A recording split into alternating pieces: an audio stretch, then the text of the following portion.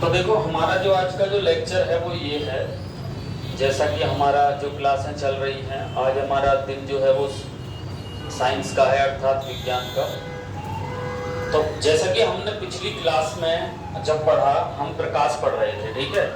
तो प्रकाश में हम लास्ट क्लास में पढ़े थे जिसका नाम है अपवर्तन, ठीक है।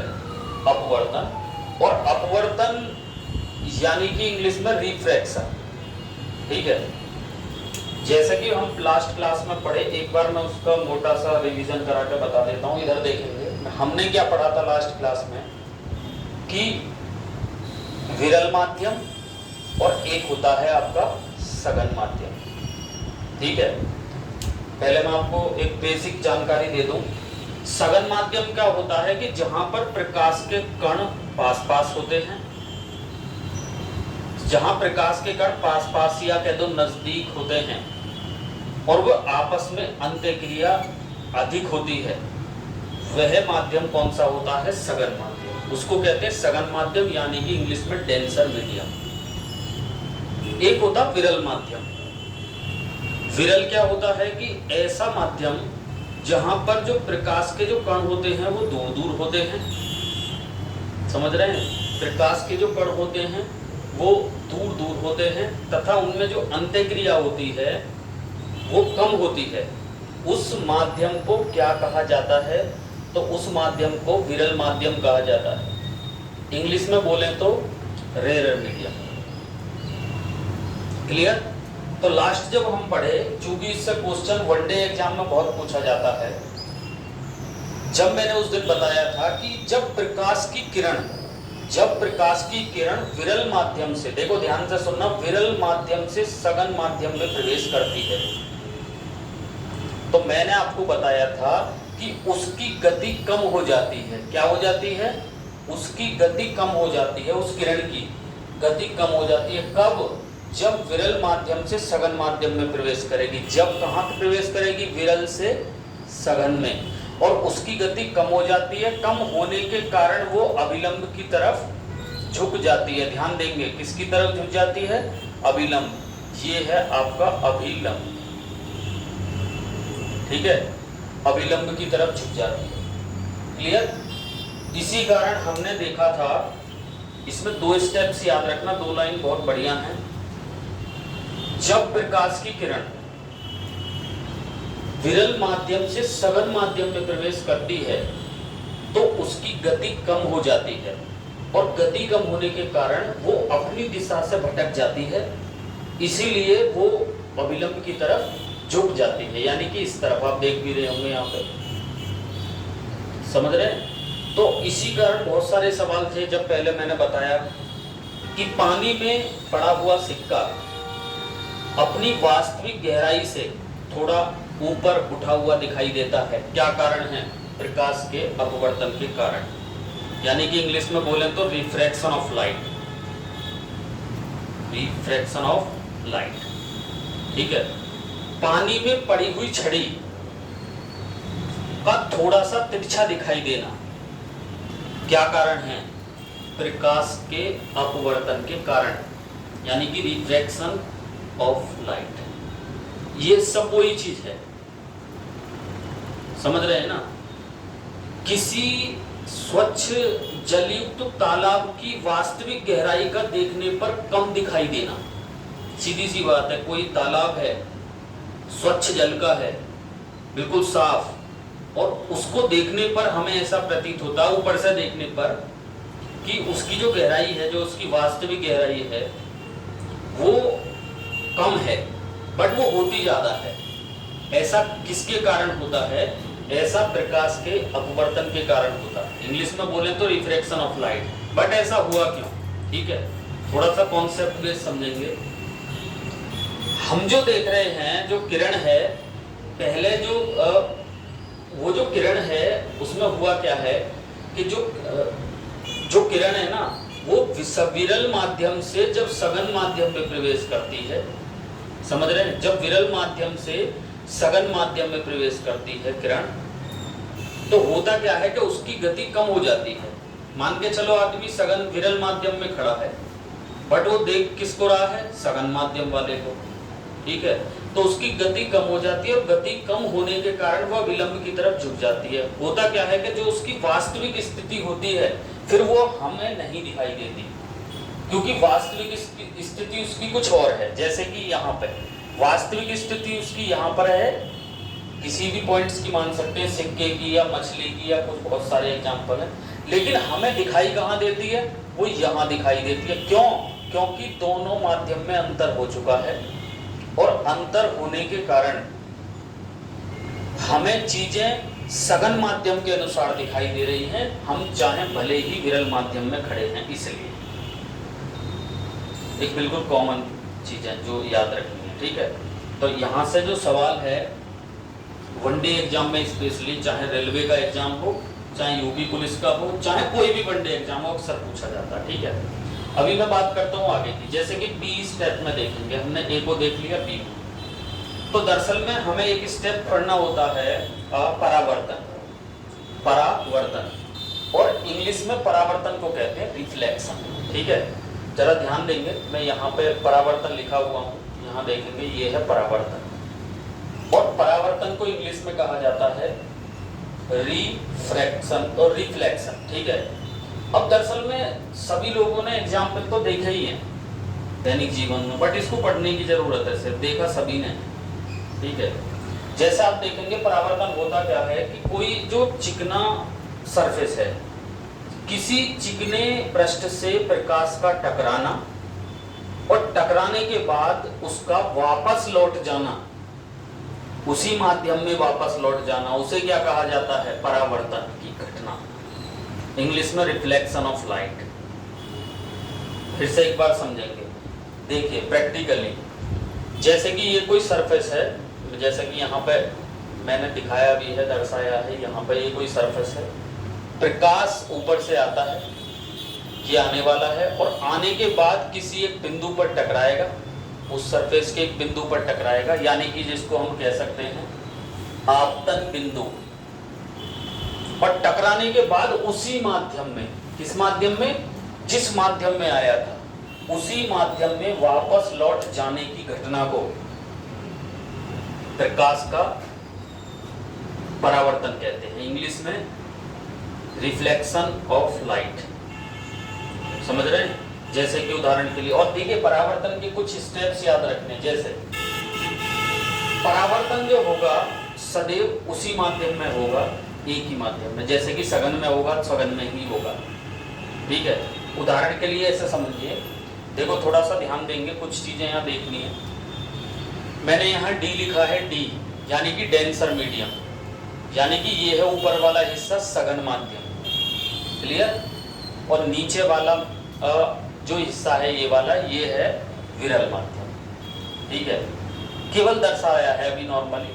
तो होता क्या है परावर्तन में कि ऐसा समझिए, प्रकाश का सघन माध्यम में आना और सघन माध्यम में ही किसी बिंदु, मतलब एक बिंदु पर टकराकर उसी माध्यम में वापस लौट जाना की घटना को क्या कहा जाता है? प्रकाश का परावर्तन, क्लियर। अब ये जो है हमारा, ये जो दे रखा है, ये है, इसे बोलते हैं हम अभिलंब, ठीक है। जिससे हमें ये क्लियर होता है कि कितने डिग्री का कोण बना, मतलब कोण कितने डिग्री का बना, बात समझ रहे हैं? अभिलंब के कारण ही हमें ये मालूम पड़ता है कि कोण कितनी डिग्री का बना, या विलंब के कारण ही हमें ये मालूम पड़ता है कि यदि किरण विरल माध्यम से सघन में गई है या सघन से विरल में गई है तो कोण में कितने का अंतर हुआ है, कोण में कितने का अंतर हुआ है, क्योंकि किरण जब चेंज होगी तो सीधी सी बात है उसके कोण में डिफरेंस आएगा। लेकिन परावर्तन के नियम में क्या है स्टूडेंट, ध्यान रखना, ये परावर्तन का नियम है जो आपको याद रखना है कि चूंकि हम अभी पढ़े कि जिस माध्यम में आएगी उसी माध्यम में वापस लौट जाएगी, उसे कहते हैं परावर्तन। और परावर्तन का नियम है कि इसे कहेंगे, देखिए ये है आपतित किरण, इसे हम कौन सी किरण कहेंगे? आपतित किरण। और इसे कौन सी किरण कहेंगे? परावर्तित किरण। ध्यान से सुनना, इस किरण को हम कहेंगे आपतित किरण और इस किरण को कहेंगे हम परावर्तित किरण। और जब ये किरण इधर से इधर गई तो इसके बीच में ये जो कोण बना, ये कोण, दोनों कोण अलग अलग, इसको कहेंगे हम, इस वाले कोण को कहेंगे हम, ध्यान से सुनना, इस वाले कोण को कहेंगे हम आपतन कोण। क्या कहेंगे? आपतन कोण। और ये क्या थी? आपतित किरण। ये क्या थी? परावर्तित किरण। तो इस कोण को हम क्या कहेंगे? परावर्तित कोण। बात समझ में आया? या परावर्तन कोण। बात समझ में आया? परावर्तन कोण क्या कहेंगे हम इसे? परावर्तन कोण। यानी कि सीधा सीधा है बात है इसकी। परावर्तन का जो नियम है, परावर्तन के नियम में सदैव आपतन कोण का मान परावर्तन कोण के बराबर होता है, तो तभी तो परावर्तन होगा। सीधी सी बात है। अगर परावर्तन 45 डिग्री पर हुआ होगा तो सीधी बात जान लें, अगर ये 45 डिग्री है तो ये भी 45 डिग्री ही होगा प्रैक्टिकली। यानी कि परावर्तन के नियम के अनुसार जो आपतन कोण का मान है, यानी कि इसका, वो परावर्तन कोण के बराबर होता है। उदाहरण के लिए हम ऐसे देख सकते हैं, मैं ऐसे लिख सकता हूं यहाँ पर कोण, कोण AON, AON। ये n जो है, ये जो है n, ये अभिलंब है, o जो है ये क्या है? आपतन बिंदु, जहां पर आकर मुख्य रूप से अभिलंब वाला बिंदु, ठीक है। और बराबर कोण क्या कहेंगे? NOB, NOB।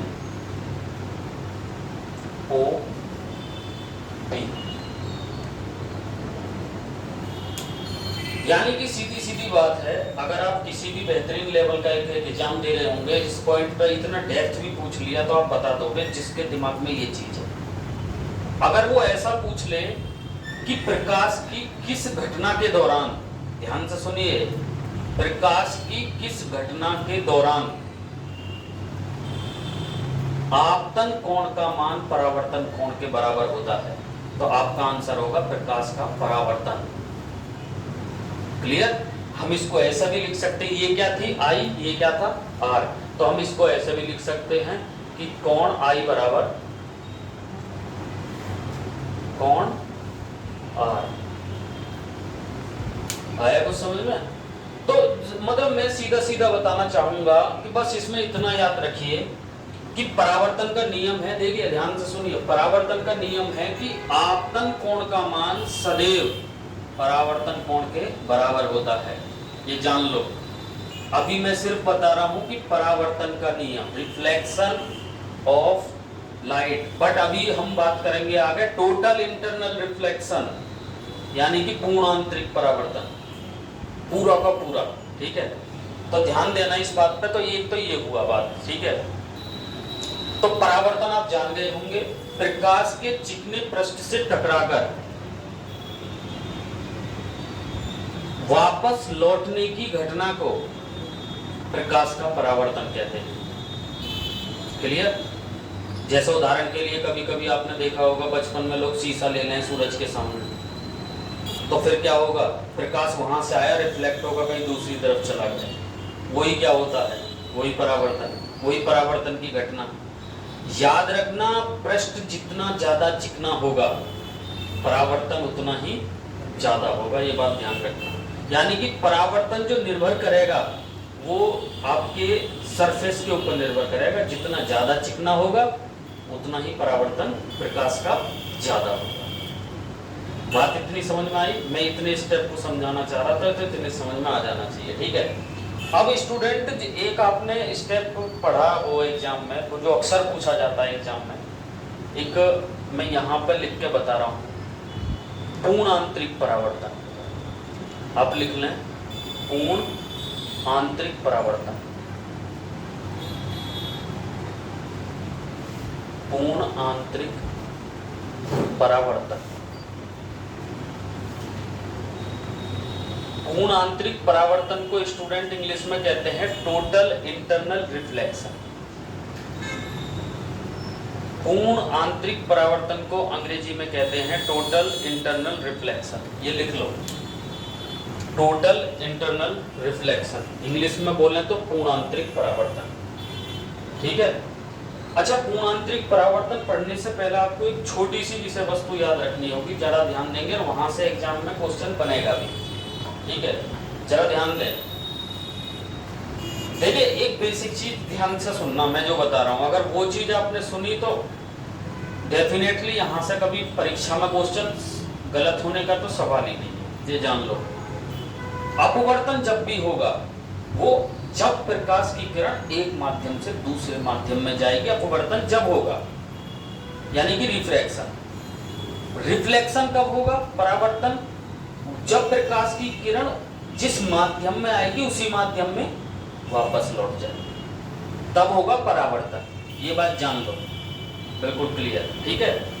तो दरअसल में हमें पूर्णांतरिक परावर्तन जानने से पहले ये चीज जानना जरूरी है। अगर हम ये चीज जानेंगे तो ही हमारे पूर्णांतरिक परावर्तन समझ में आएगा, अन्यथा नहीं आएगा।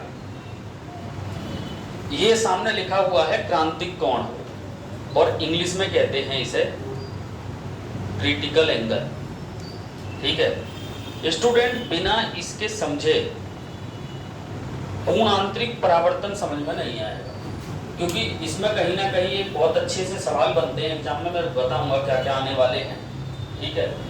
तो एक बात ध्यान से सुने, मैंने सामने फिगर बनाया है, मैंने यहाँ लिखा है सघन माध्यम। ऊपर वाला क्या माना है? सघन, यानी कि डेंसर मीडियम, और नीचे वाला कौन सा माना है? Rarer medium. रेरर यानी कि विरल माध्यम। बात समझ गए? एक बार ध्यान से देखें, ये वाला माना है सघन माध्यम ऊपर वाला, और नीचे वाला क्या माना है?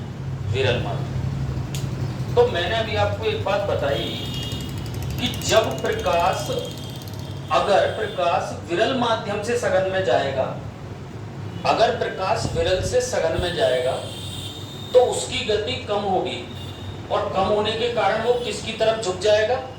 अभिलंब की तरफ झुक जाएगा। यही बात बताई। तो मुझे एक बात बताओ कि अगर प्रकाश सघन से विरल में जाएगा तो ठीक इसका उल्टा होगा। भाई सीधी सी बात है, ठीक इसका उल्टा होगा। यानी कि कैसे? अगर प्रकाश सघन से, ध्यान से सुनेंगे, यदि प्रकाश सघन से विरल में प्रवेश करता है, विरल में प्रवेश करता है, तो उसकी गति अब बढ़ जाएगी, ना कि कम होगी। अब क्या हो जाएगी? बढ़ जाएगी। समझ रहे हैं ना? उल्टा है ना उसका। तो अभी उसकी गति बढ़ जाएगी। तो बताइए, जब बढ़ जाएगी तो वो अभिलंब के पास जाएगा या दूर जाएगा? बढ़ने पर गति अभिलंब की दूर की तरफ हट जाएगी। अब की बार अभिलंब की तरफ नीचे झुकेगा, अब की बार अभिलंब से दूर की तरफ जाएगा। ध्यान से सुनिए मैं क्या कह रहा हूं।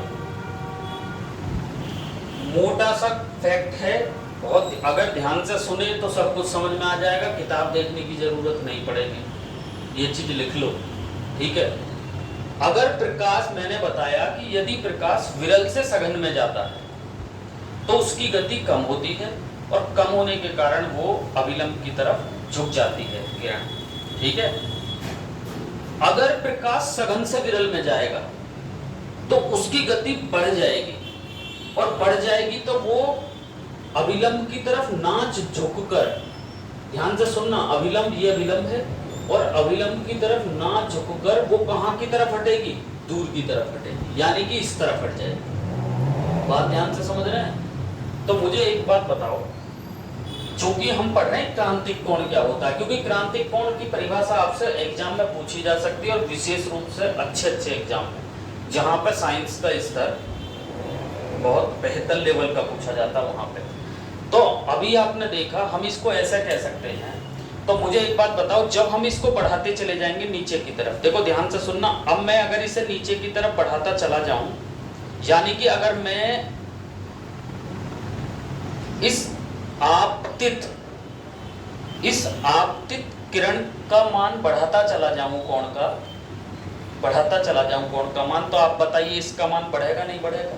अरे सोचो, अगर मैं इसे नीचे की तरफ करता चला जाऊं, यहाँ पे नीचे की तरफ करूं, तो बट ये कहीं ना कहीं यहाँ पर आ जाएगी। क्लियर? और अगर मैंने और थोड़ा नीचे की तरफ इसे कर दिया, मान लो अगर मैंने इसे थोड़ा सा और नीचे की तरफ कर दिया, तो ये कहीं ना कहीं यहां आ जाएगी। बात समझ में आ रही है? क्योंकि परिभाषा आप इसी से बनाते हो, कि गारंटी है मेरी अगर इसे समझोगे। और एक स्थिति ऐसी आएगी प्यारे स्टूडेंट के, जब आप देखोगे कि जब हम इस तरीके से और बढ़ा देंगे तो एक स्थिति ऐसी आएगी कि ये किरण यहां चली जाएगी, एक स्थिति ऐसी आ जाएगी भाई जब हम बढ़ाते चले जाएंगे, ठीक है। तो मुझे एक बात बताओ, ये जो अभिलंब है हमारा, ये जो अभिलंब है, तो ये स्थिति आने पर ये कौन सा डिग्री का कोण बन गया?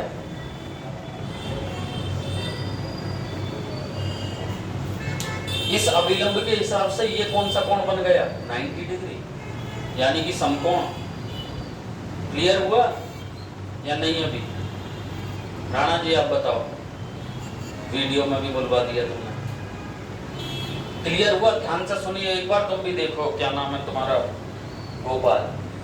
मेरा कहने का अर्थ ये है कि जब प्रकाश की किरण सघन माध्यम से विरल माध्यम में प्रवेश करती है तो उसकी गति बढ़ जाती है, और बढ़ने के कारण वो सदैव अभिलंब से दूर की तरफ हट जाती है। उसका उल्टा है बिल्कुल, ठीक है।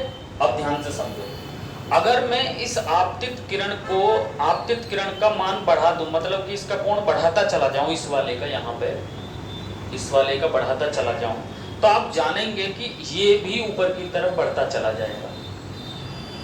इतनी बात बताइए, ये भी ऊपर की तरफ बढ़ता चला जाएगा। इतना तो समझ में आया ना भाई? सीधी सी बात है, अगर मैं इसे नीचे की तरफ करूंगा तो ये ऊपर की तरफ जाएगा। एक स्थिति ऐसी आ जाएगी, ध्यान से सुनना, क्योंकि ये अभिलंब है, ये बिल्कुल यहां आ जाएगा 90 डिग्री। और मुझे एक बात बताइए, अगर ये अभिलंब है तो ये कितने डिग्री हो गए? 90 डिग्री। इसी 90 डिग्री को हम कहते हैं क्रांतिक कोण। अब इसकी परिभाषा कैसे लिखनी है जरा लिखो, मैं बताऊंगा कैसे लिखनी है। किसी सघन माध्यम में लिखें, किसी सघन माध्यम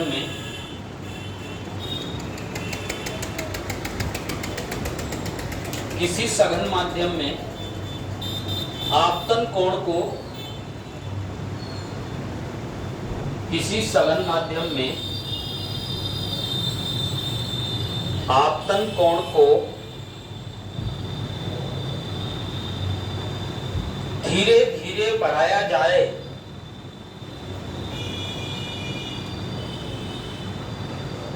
किसी सघन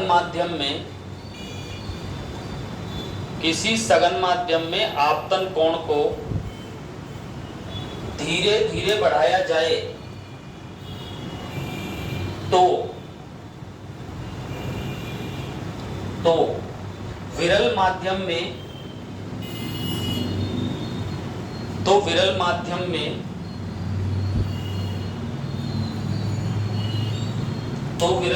में अपवर्तन कोण का मान भी धीरे धीरे बढ़ता जाता है।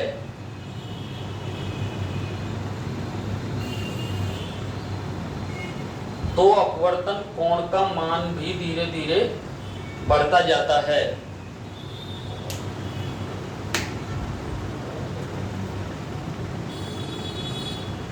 तो अपवर्तन कोण का मान भी धीरे धीरे बढ़ता जाता है। फिर से एक बार सुन लें, जब किसी सघन माध्यम में आपतन कोण यानी कि ये वाला, क्लियर, जब आपतन कोण का मान धीरे धीरे बढ़ाया जाता है तो सीधी सी बात है, मैंने आपको बताया अपवर्तन कोण का मान भी बढ़ता जाता है। क्लियर? अब आगे लिखें,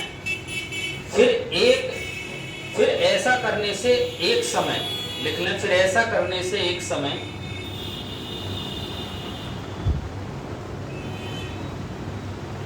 फिर ऐसा करने से एक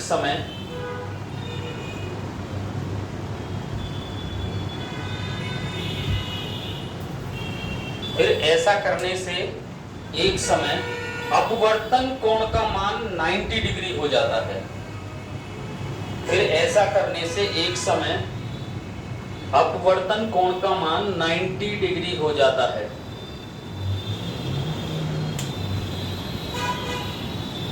यानी कि इस कोण का, फिर ऐसा करने से अपवर्तन कोण का मान 90 डिग्री हो जाता है। लिख लिया? इसे ही क्रांतिक कोण कहते हैं। लिखना इसे ही क्रांतिक कोण कहा जाता है। इंग्लिश में बोले तो क्रिटिकल एंगल, इसे ही क्रांतिक कोण कहा जाता है और इंग्लिश में बोले तो क्रिटिकल एंगल। बात समझ में आई आपकी? बात समझ में आई हो तो थोड़ा ध्यान से सुन लें। लास्ट बार बता रहा हूँ, स्टेप लास्ट है, उसके बाद सीधे सीधे बात करूंगा टोटल इंटरनल रिफ्लेक्शन पर, ठीक है। आपसे एग्जाम में पूछेगा क्रांतिक कोण किसे कहते हैं, तो अब आप बता सकते हैं कि जब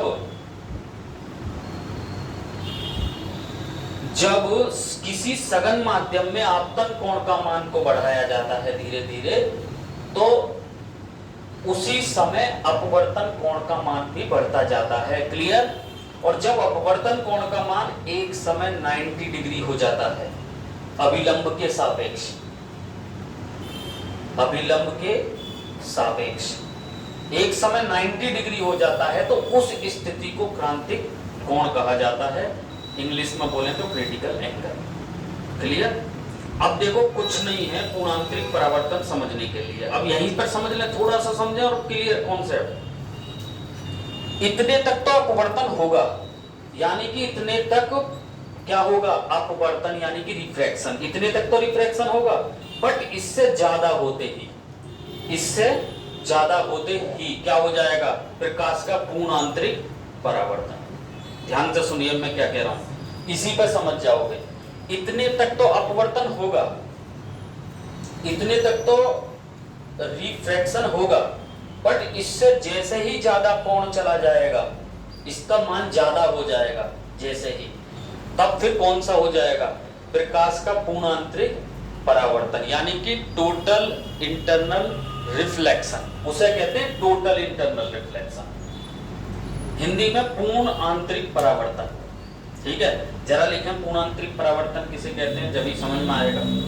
लिख लें पूर्ण आंतरिक परावर्तन।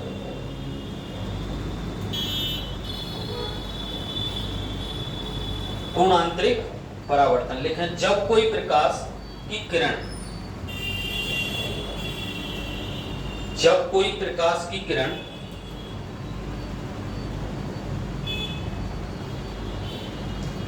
जब कोई प्रकाश की किरण सघन माध्यम से विरल माध्यम में जाती है,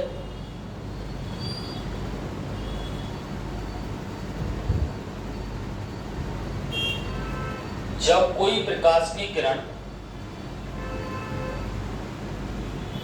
सघन माध्यम से विरल माध्यम में जाती है,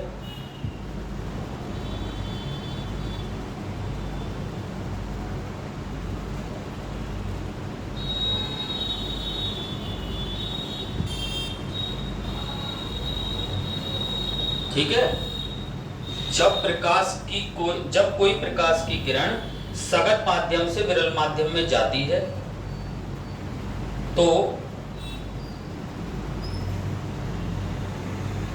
जिस समय आपतन कोण का मान, जिस समय आपतन कोण का मान यानी कि ये वाला मान, जिस समय आपतन कोण का मान यानी कि ये वाला, जिस समय आपतन कोण का मान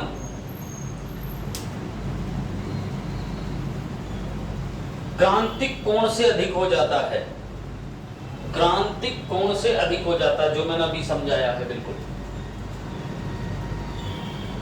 जिस समय आपतन कोण का मान क्रांतिक कोण से अधिक हो जाता है, जो बिल्कुल अभी समझाया है, क्रांतिक कोण से अधिक हो जाता है। बात समझ में आई? एक बार ध्यान से सुना, मैंने समझाया क्या? देखो जो चीज बोर्ड पर समझाया है बिल्कुल वही लैंग्वेज में मैं लिखा भी रहा हूं। जब कोई प्रकाश की किरण सघन माध्यम से विरल माध्यम में प्रवेश करती है, तो होता क्या है, जो आपतन कोण का मान है, जिस समय आपतन कोण का मान क्रांतिक कोण से अधिक हो जाएगा, यानी कि इससे अधिक हो जाएगा क्रांतिक कोण से, तो आगे लिखेंगे, आगे ये लिखें, तब प्रकाश का अपवर्तन न होकर, तब प्रकाश का अपवर्तन न होकर, तब प्रकाश का अपवर्तन न होकर प्रकाश का सघन माध्यम में ही पूर्ण परावर्तन हो जाता है, तब प्रकाश का अपवर्तन ना होकर, क्योंकि फिर अपवर्तन नहीं होगा, फिर क्या होगा, लिख लें, उसी माध्यम में पूर्ण परावर्तन हो जाता है, लिख लें, उसी माध्यम में पूर्ण परावर्तन हो जाता है। यानी कि आप एग्जाम्पल में ऐसा समझ सकते हैं, फिर जैसा आया ऐसा ही पूरा की पूरा इधर की तरफ चला जाएगा। प्रैक्टिकली समझ लो, जैसा आया बिल्कुल ऐसा का ऐसा इधर चला जाएगा। समझे आप कुछ? नहीं आया तो एक बार ध्यान से सुन लें। जब कोई प्रकाश की किरण सघन माध्यम से विरल माध्यम में जाती है तो होता क्या है कि मैंने आपको बताया कि जिस समय आपतन कोण, ये वाला कोण, ये इस वाले कोण का मान इससे ज्यादा हो जाएगा, 90 डिग्री से ज्यादा हो जाएगा, क्योंकि मैंने आपको अभी बताया है कि अगर 90 डिग्री तक होगा तो 90 डिग्री तक तो अपवर्तन होगा, यानी कि रिफ्रैक्शन होगा, बट 90 डिग्री को कूदते ही, ज्यादा होते ही क्या हो जाएगा, टोटल इंटरनल रिफ्लेक्शन, यानी कि हिंदी में पूर्ण आंतरिक परावर्तन हो जाएगा। यानी कि प्रकाश जिस माध्यम में आया वैसा का वैसा ही उसी माध्यम में वापस लौट जाएगा, और प्रकाश का जिस माध्यम में आना और उसी माध्यम में वापस लौट जाना, उतना ही, जितना आया उतना ही वापस लौट जाना, इस घटना को क्या कहा जाता है, लिख लें, इसी घटना को प्रकाश का पूर्ण आंतरिक परावर्तन कहा जाता है, जिसको हम अंग्रेजी में कहते हैं total internal reflection, TIR, total internal reflection, यानी कि TIR कहा जाता है।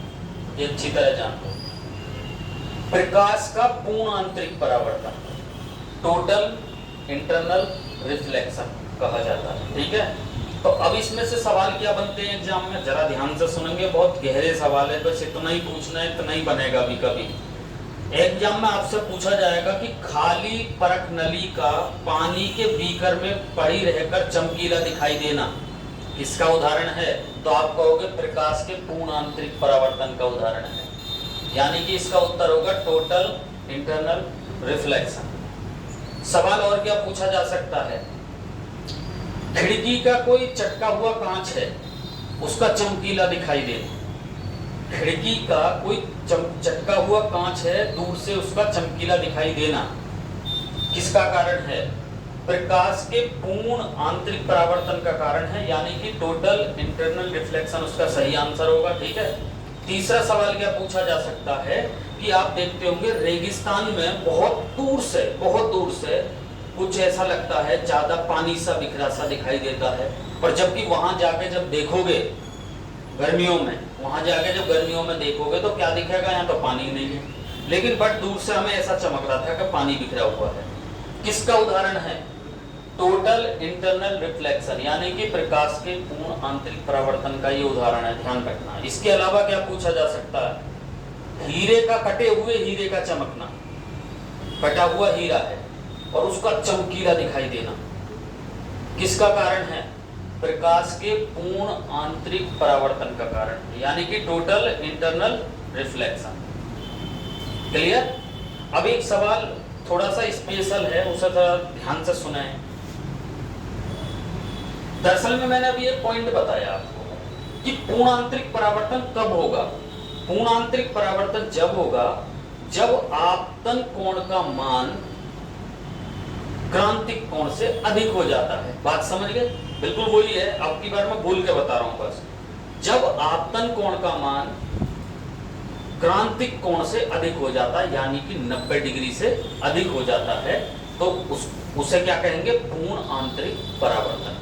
ठीक है, बट याद रखना, लेकिन वो किस डिग्री से ज्यादा होने पर उसका पूर्ण आंतरिक परावर्तन कब हुआ, 90 डिग्री से ज्यादा होने। एक नोट में एक चीज लिख लें, कभी पूछा जा सकता है, क्योंकि हीरा बहुत छोटा होता, देखिए ध्यान से सुनिए इस पॉइंट को, हीरा बहुत छोटा, हीरे के कटे होने पर चमकीला दिखाई देना, ये तो लोग कर ही देंगे कि प्रकाश के पूर्ण आंतरिक परावर्तन के कारण। लेकिन एक सवाल पूछेगा थोड़ा गहरा साइंस में, कि जो हीरा है उसका जो पूर्ण आंतरिक परावर्तन होगा उसके लिए क्रांतिक कोण, यानी कि उसके लिए क्रांतिक कोण का मान, पूर्ण आंतरिक परावर्तन के लिए हीरे के लिए क्रांतिक कोण का मान कितना होता है, तो नोट करके लिख लें हीरे के लिए क्रांतिक कोण का मान 24.4 डिग्री होता है, ध्यान देना। हीरे के लिए क्रांतिक कोण का मान 24.4 डिग्री होता है, क्योंकि दरअसल में स्टूडेंट की वो जितना छोटा होता है उसी हिसाब से उसकी डिग्री है। सवाल सीधा एग्जाम में आएगा और अच्छी तरीके से इसे देख लें। आपसे पूछेगा, 2 क्वेश्चन हैं यहां से आपको जो याद करने किसी भी वनडे एग्जाम को निकालने के लिए। कौन से 2? पहला कि हीरे के लिए पूर्ण आंतरिक परावर्तन, हीरे के पूर्ण आंतरिक परावर्तन के लिए हीरे का क्रांतिक कोण कितना होता है? हीरे का क्रांतिक कोण कितना होगा? पूर्ण आंतरिक परावर्तन के लिए हीरे का क्रांतिक कोण 24.4 डिग्री। और एक आपसे पूछेगा, जो कटा हुआ हीरा है वो चमकीला दिखाई देता है किसके कारण? और ऑप्शन आपके सामने होंगे, अपवर्तन के कारण, ऑप्शन आपके सामने होंगे परावर्तन के कारण, ऑप्शन आपके सामने होगा पूर्ण आंतरिक परावर्तन के कारण। तो आपका आंसर होगा पूर्ण आंतरिक परावर्तन के कारण, यानी कि इंग्लिश में टोटल इंटरनल रिफ्लेक्शन। क्लियर? अरे क्लियर है? अब इसके बाद एक सवाल है, देखिए कई बार जल में भी पूछ सकता है, बहुत बढ़िया से सवाल है, जरा लिखें नोट करके। जल में पूर्ण आंतरिक परावर्तन हेतु, जल में पूर्ण आंतरिक परावर्तन हेतु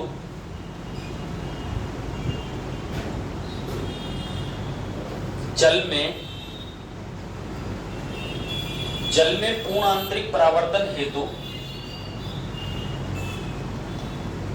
आपसे पूछेगा, जल में पूर्ण आंतरिक परावर्तन हेतु क्रांतिक कोण का मान कितना होता है? क्रांतिक कोण का मान तो लिख लें 48.5 डिग्री।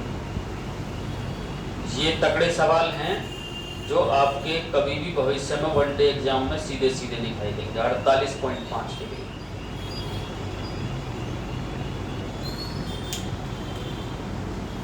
कितना बढ़िया सवाल है, एक बार ध्यान से सुनिए।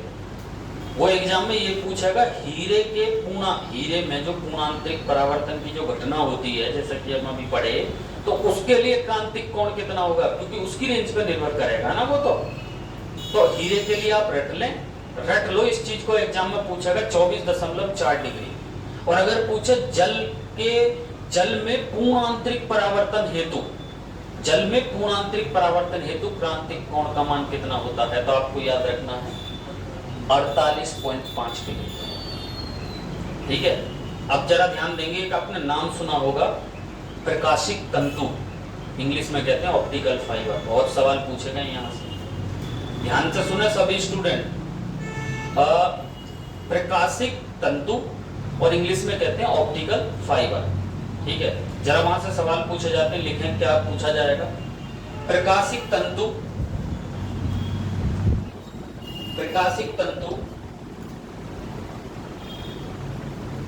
जिसे ऑप्टिकल फाइबर भी कहा जाता है।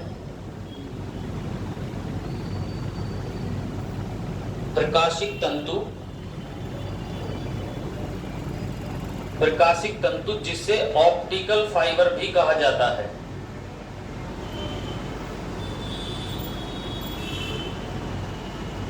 प्रकाशिक तंतु जिसे ऑप्टिकल फाइबर भी कहा जाता है, लिख लिया। इसकी खोज नरेंद्र कपानी के द्वारा की गई थी। क्योंकि दरोगा में आया हुआ सवाल है तो इसे आप याद रखना चाहिए और जरूरी भी है। ठीक है? इसकी खोज नरेंद्र कपानी के द्वारा की गई थी। ठीक है? लिख लिया। और आगे लिख लें, यह पूर्ण आंतरिक परावर्तन के सिद्धांत पर कार्य करता है, लिख लें। ऑप्टिकल फाइबर,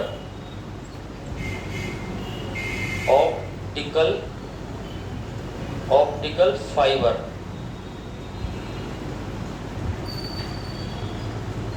मैं एक बार लिख के दिखाई दे रहा हूं किस तरीके से लिखना है। ऑप्टिकल फाइबर आपसे पूछेगा, ऑप्टिकल फाइबर किस सिद्धांत पर कार्य करता है, बताइए।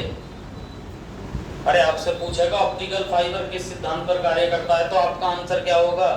प्रकाश के पूर्ण आंतरिक परावर्तन के सिद्धांत पर कार्य करता है। ठीक है, क्योंकि एग्जाम्पल कई सारे हो गए, ये इतने लिखा दिए, इससे ज्यादा सवाल एग्जाम में ही नहीं आएगा। ठीक है, तो प्रकाश का ऑप्टिकल फाइबर किस सिद्धांत पर कार्य करता है? प्रकाश का पूर्ण आंतरिक परावर्तन। इसका दूसरी लैंग्वेज में नाम लेके एग्जाम में क्वेश्चन कर सकता है, इधर देख लें। वो ऐसा भी कर सकता है कि ऑप्टिकल फाइबर को कह देगा प्रकाशिक तंतु किस सिद्धांत पर कार्य करता है? प्रकाशिक तंतु, तो आपका आंसर होगा total internal reflection. Optical fibre की खोज किसके द्वारा की गई थी? ये दरोगा में पूछा गया है, रैंक कर मतलब रैंक दरोगा में पूछा गया है, दरोगा रैंक में, तो याद रखना नरेंद्र कपानी के द्वारा की गई थी। अच्छा, ऑप्टिकल फाइबर का उपयोग किस चीज में होता है? अगर कई बार पूछ ले इसका प्रयोग तो लिख लें, इसका प्रयोग दूर संचार के क्षेत्र में किया जाता है। लिख लें तेजी के साथ, जो ऑप्टिकल फाइबर है उसका जो प्रयोग है दूर संचार के क्षेत्र में किया जाता है। दूर संचार के क्षेत्र में ऑप्टिकल फाइबर का प्रयोग किस क्षेत्र में किया जाता है? याद रखना, ये मैंने ऐड कर दिया है एक सवाल, क्योंकि एसआई में पूछा गया है तो कभी भविष्य में फिर से रखा मिल सकता है। तो यहां से आप 2 से 3 पॉइंट याद रखेंगे। पहला, ऑप्टिकल फाइबर को अन्य किस नाम से जाना जाता है? प्रकाशिक तंतु। ऑप्टिकल फाइबर का खोज किसने की थी? नरेंद्र कपानी। ऑप्टिकल फाइबर किस सिद्धांत पर कार्य करता है? प्रकाश के पूर्ण आंतरिक परावर्तन के सिद्धांत पर कार्य करता है। क्लियर? और आपसे पूछेगा कि ऑप्टिकल फाइबर का प्रयोग किस क्षेत्र में किया जाता है, तो याद रखना ऑप्टिकल फाइबर का प्रयोग दूर संचार के क्षेत्र में किया जाता है। बात समझ में आई आपको? क्लियर है? लास्ट क्वेश्चन लिख लेंगे आज के इस पॉइंट का, इसी में लिखे एंडोस्कोपी।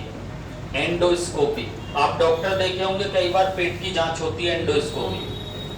आपसे सीधा सीधा एग्जाम में आएगा कि एंडोस्कोपी किस सिद्धांत पर कार्य करता है। लिख लें, हाँ लिख लेंगे, एंडोस्कोपी पूर्ण आंतरिक परावर्तन के सिद्धांत पर कार्य करता है। लिख लें, एंडोस्कोप।